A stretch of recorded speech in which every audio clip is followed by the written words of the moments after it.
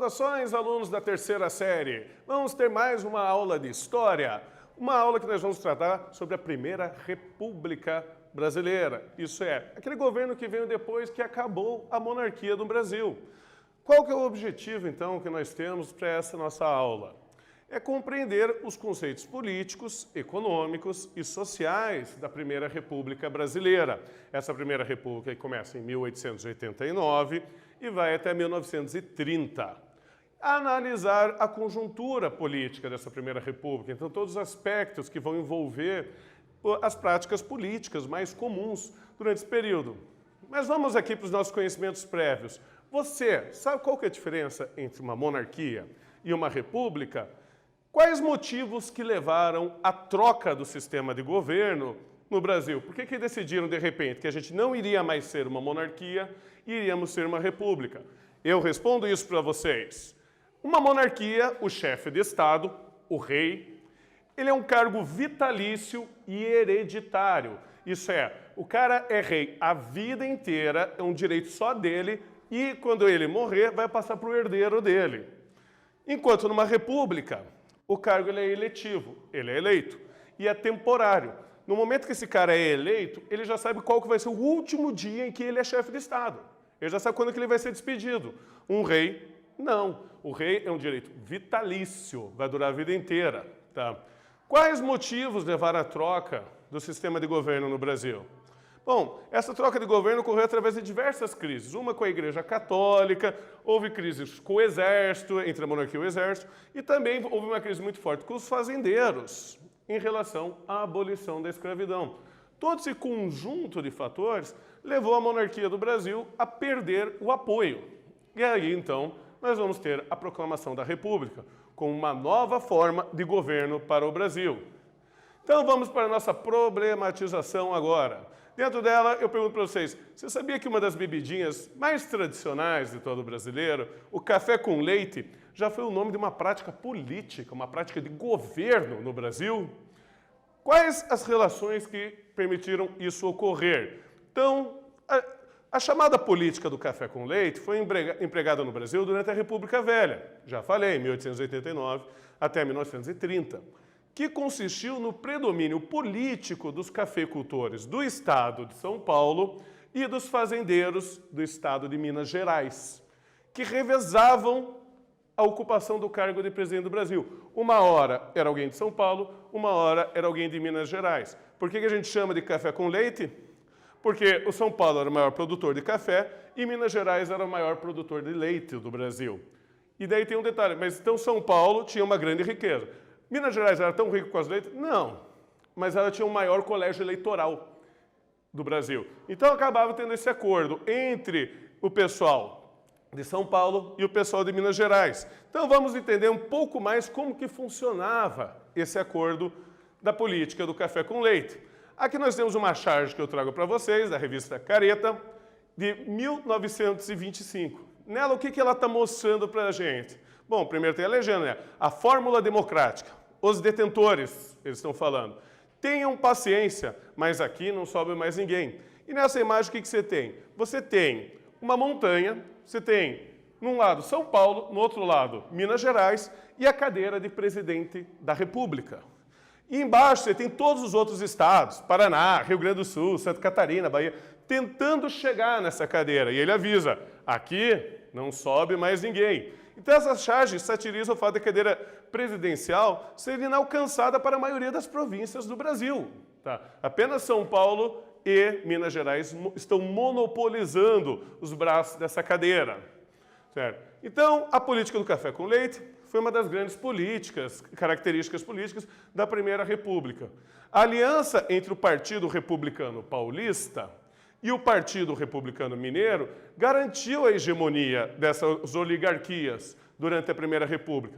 Essa aliança só foi rompida na eleição de 1930, que marcou a chegada de Getúlio Vargas ao poder, a famosa Revolução de 1930.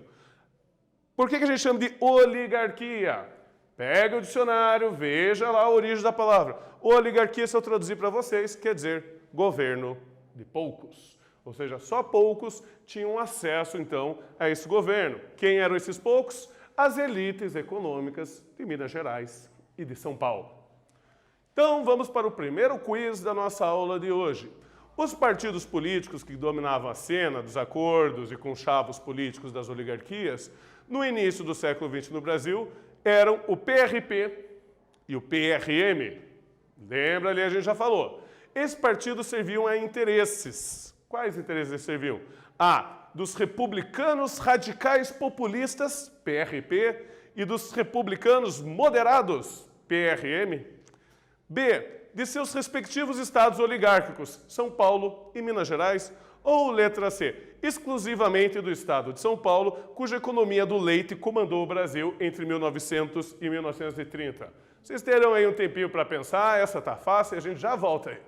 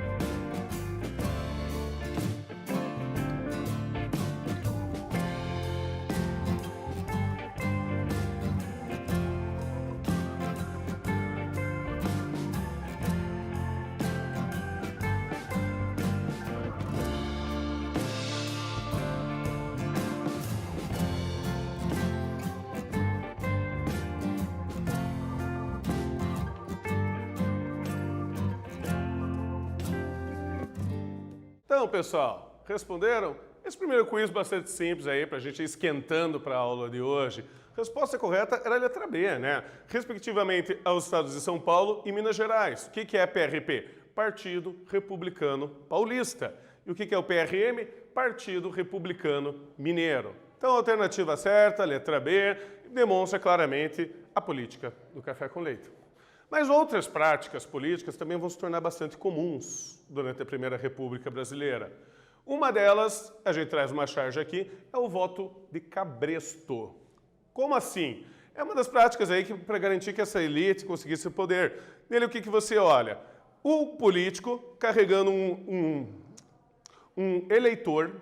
Esse eleitor está preso como se fosse uma mula, está preso com fivela e tudo. O que acontece aqui? Isso aí vai ser envolvido com o coronelismo. Lembra aquele coronelismo? Os coronéis começou com a Guarda Nacional, ainda no tempo da monarquia, no tempo do período regencial do Brasil. Essa prática aqui, você vai ter, então, coronéis que vão obrigar a população a votar naqueles candidatos que eram defendidos pelos coronéis e que, possivelmente, né, vão privilegiar os coronéis, ajudando os coronéis a se manterem no poder. Tá? Então, isso aí vai ser uma prática em que os coronéis vão agir diretamente na eleição. Porque vamos lembrar que numa república, o mais importante é o voto. É o voto que vai decidir. Se você conseguir manipular o voto, controlar o voto, você vai sempre se garantir no poder. Tá? Então, os coronéis vão ser muito importantes para garantir o poder em suas regiões. O poder do quê? De obrigar a população a votar nos candidatos que o coronel apoiava. Então, ele se torna aqui uma função de muito poder. E aí é estabelecido o que é chamado de política dos governadores.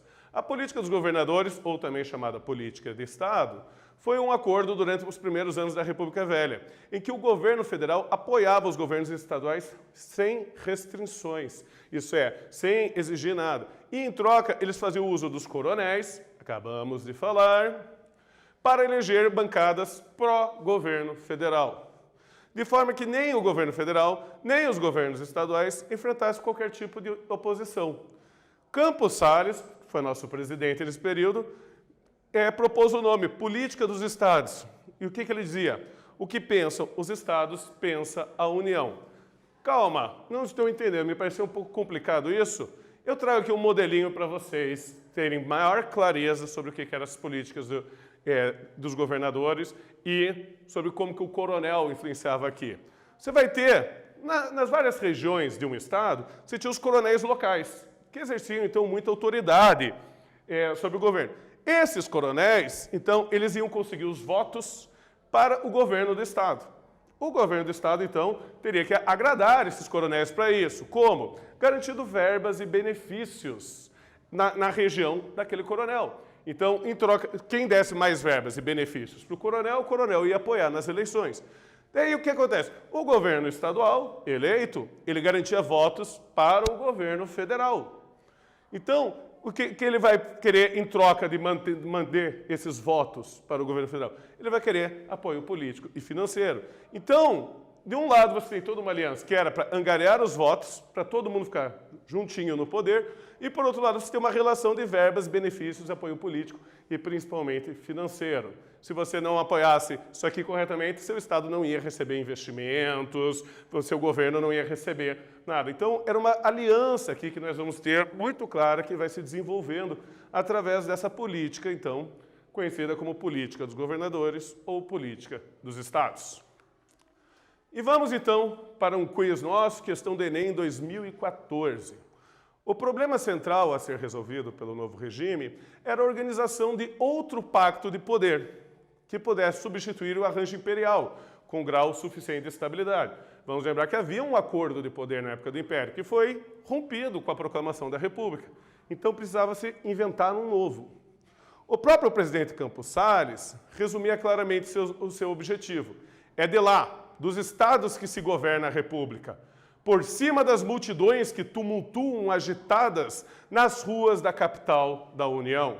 A política dos estados é a política dos estados, é a política nacional. E eu pergunto para vocês, nessa citação, o presidente do Brasil, no período, expressa uma estratégia política no sentido de, letra A, governar com a adesão do povo, adesão popular? Ou, letra B, atrair o apoio das oligarquias regionais ao seu poder? Letra C, conferir maior autonomia às prefeituras? Letra D, democratizar o poder do governo central? Ou letra E, ampliar a influência da capital no cenário nacional? Vocês vão ter aí um tempinho para reler o texto, dar uma olhada com atenção e eu já retorno com a alternativa correta para vocês.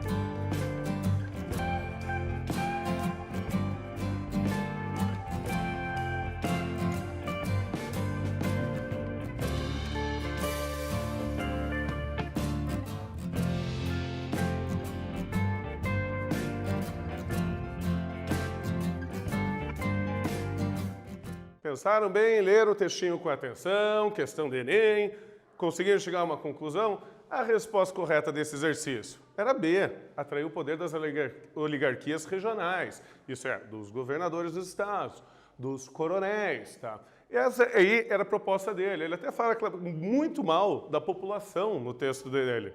Tá? Então, a alternativa correta era a letra B, o apoio das elites locais, das oligarquias regionais.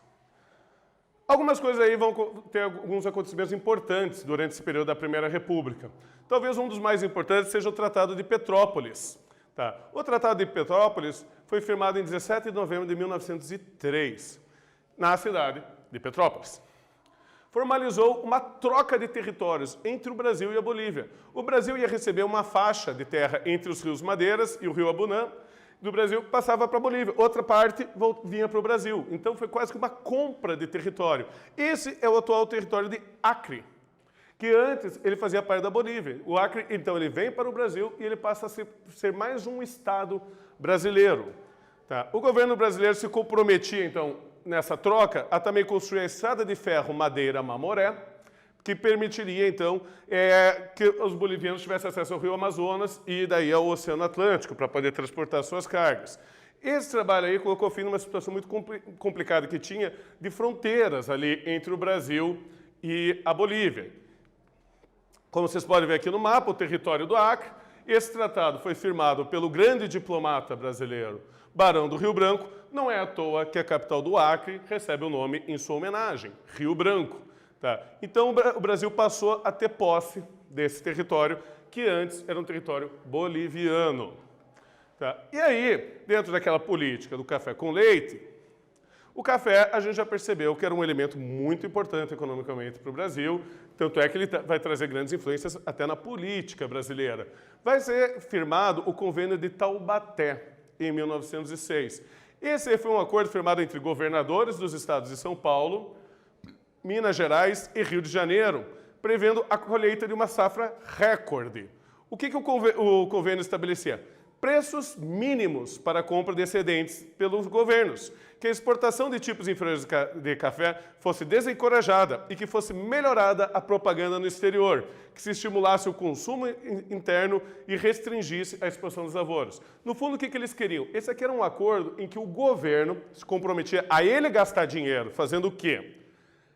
Fazendo mais propaganda do café brasileiro no exterior, comprasse tudo que eles não conseguissem vender. O que os fazendeiros não conseguiam vender de café, o governo ia ficar responsável por comprar. Assim, o fazendeiro não ia ter prejuízo.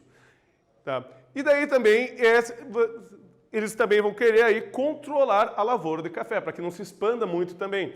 Assim, o que eles procuravam? Valorizar o preço do café. Então, o governo iria agir para deixar o café mais caro para que os fazendeiros de São Paulo, Rio de Janeiro, Minas Gerais, lucrassem mais e tivessem mais garantias de lucro dentro dessa produção do café.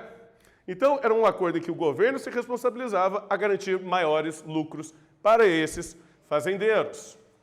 Então, vamos aí para mais uma atividade. Diante das crises de superprodução cafeeira, o governo de São Paulo e Minas Gerais intervieram no mercado com a assinatura do Convênio de Taubaté em 1906. Dentre as medidas estabelecidas por esse convênio, não se pode citar, letra A, a autorização para os bancos emitirem cédulas do Tesouro com a criação de novas linhas de crédito. B, a compra antecipada da safra pelo governo por um preço já pré-fixado. Letra C, o fornecimento de empréstimo aos governos estaduais por bancos estrangeiros. Ou letra D, o armazenamento dos estoques e posterior fornecimento ao mercado de acordo com a procura. Vocês vão ter aí um tempinho para pensar, questão complicada, e a gente já retorna.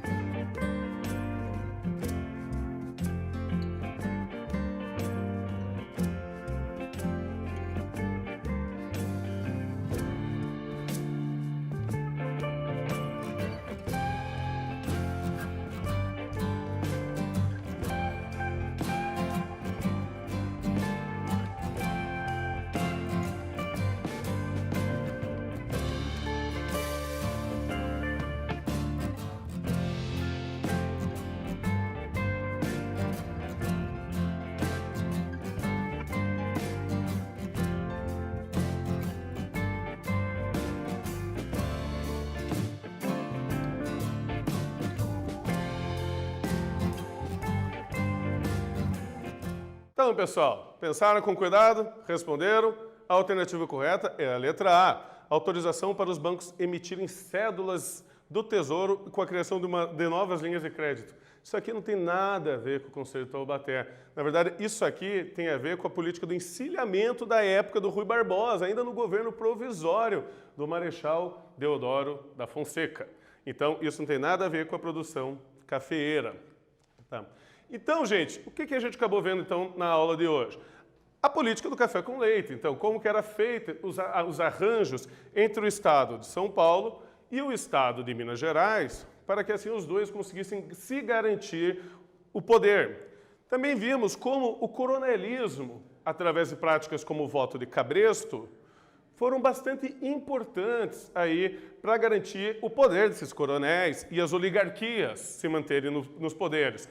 Tanto os poderes regionais, poderes municipais, poderes estaduais e influenciando aí no poder federal. Também vimos aí, então, a política dos governadores e como você tinha uma hierarquização das relações políticas, em que no topo você vai ter o presidente, mas dependendo dos governadores, que dependiam dos coronéis. Tá? Então você tem toda uma hierarquia muito clara na política brasileira em uma relação de dependência um do outro. Tá? E nós também tratamos aí o Tratado de Petrópolis, que resultou aí na compra, na aquisição do Estado do Acre para o Brasil. Então, gostaria de agradecer a todos e continuem com bons estudos.